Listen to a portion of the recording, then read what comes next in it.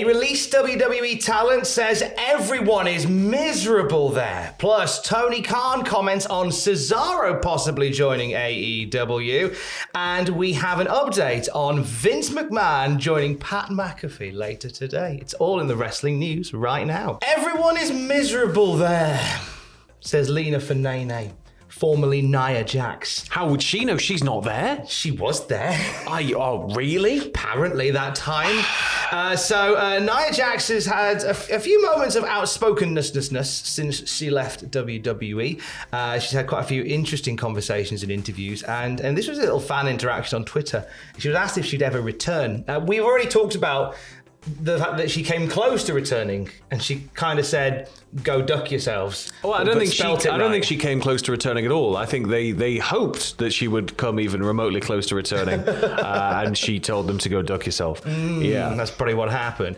When asked on Twitter about returning to the company, she responded with, "Lol, no thank you. I get daily calls on how everyone is miserable there." We hear different stories about the morale in WWE. Yeah. But there will be people on Twitter who will talk about how happy they are and how much fun they have there, and how, certain people are a great laugh and great support on the road. But then we'll also hear different reports on different days. Normally around Royal Rumble time, there was quite a few reports about low morale in the company. You think? Yeah. Yeah, I think why. it seemed to be that day more than any. Worst Rumble ever. That's probably why. But it goes from day to day. I think a fan goes on to rebuke the claim that everyone is miserable there, saying if they were all miserable, then why didn't they just quit their WWE contract? Yeah. Spoken like somebody with a full-time job. Yeah. If you're not happy, if you're not happy, you bills, all that just goes away. Yeah. It just goes away. Family costs, internet charges. It all just stops if you quit your job. Fanane replied to this particular statement saying, "Lol, you have zero idea about how their contracts work. Ask Ali." But anyways, that's enough pot stirring for the day. That's signing off on Twitter. I'm all for Nia continuing to just poke the bear a bit. I think it's important to see these little bits come out. And I think, I'm just shocked she didn't buy Ring of Honor for all of these miserable people to come to. Yeah. Yeah. Nia Jax buying Ring of Honor. Ring of Nia. Oh, it works so beautifully. Book it, you cowards. Talking to the man that did buy Ring of Honor like it was a Hornby train set, Tony Khan was in a media call before the Dynamite where he announced Ring of Honor and was asked about some notable released talent from WWE, released, let go, of their own volition, however you say it. Antonio Cesaro came up in conversation, and Tony Khan said, "I have a ton of respect for him as a pro wrestler. I think he's a great athlete, a phenomenal athlete. His strength is tip-top, very few peers in the power department. Also mentally, he puts great matches together. He has great psychology, just a great guy. It's always something I would be open to." And I can't help but feel like, I think Sunday we're going to see him. And I've got no secret source to confirm this. Yeah, you just got a feeling. They're doing a ladder match where you have to grab a brass ring. But I thought that gap was filled in that match. Yeah, but they can change it, and Tony Khan can just go, "There's another person in the match now." No, Tom, no. AEW is built on a strong foundation of rules, wins and losses, and Jim Ross will tell you if a referee even so much as sniffs in the wrong direction, he certainly they should be fired. I just don't know whether Tony Khan can resist getting Cesaro in a match that features grabbing a brass ring. I don't think he can resist. It should be something that happens, but we can't just keep having big shock reveals at the end of pay-per-views. It's nice, but it's is it not just going to reach a point where there's going to be a pay-per-view with no shock reveal? That's the shock reveal. And people are going to be like, It is true. Yeah. We shouldn't.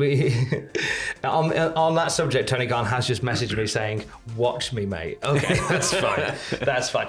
Jeff Hardy was another name that came up in conversation during this media call with Tony Khan saying, "I do like him a lot, and I have to say, I met him many years ago, and he's a real gentleman. I have a ton of respect for him as a pro wrestler. I think he's a great athlete, a phenomenal athlete." That's the. Is that the Cesaro one again? Have I just copied and pasted the Cesaro one again? I have. Ignore that bit. Basically, Jeff Hardy, he's saying that there's no no conversations that have been confirmed yet, nor had.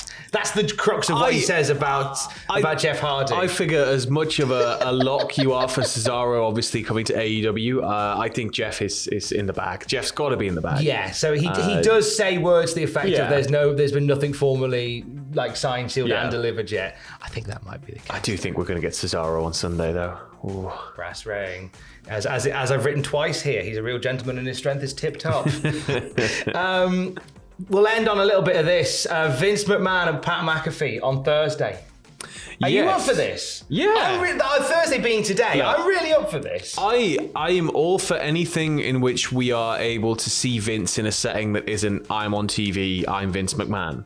Yeah. So like any setting where Vince, even if it's, when he's being called out for stuff on, it wasn't Geraldo Rivera. Who was it? There was some show he went on, some like HBO show, and he got kind of very defensive about a lot of stuff, and it got very personal. But it's always nice to kind of see Vince in a setting that isn't his character. And we might get a little bit of that. So when the news came down on Friday about Pat McAfee having Vince McMahon on the show, tongues were wagging post wrestling, saying that the internal list shows Pat McAfee versus Vince McMahon at WrestleMania.